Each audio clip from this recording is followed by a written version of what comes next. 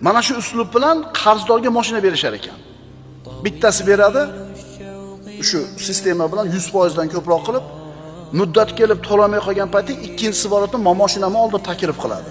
Xuddi shu sxema bilan ikkinchisidan oladi. Shuna qilib turib, haligi odamga 5-10 ta mashinani bergandan keyin, qarzga botirib bo'lgandan keyin uyini sottirib olishar ekan.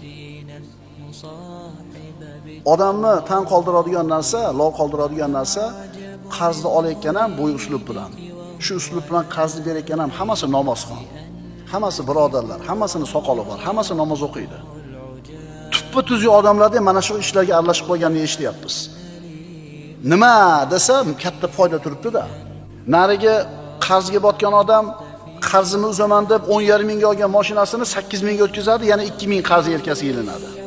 Bu mustorning savdosi deyiladi. Mustorning savdosi harom.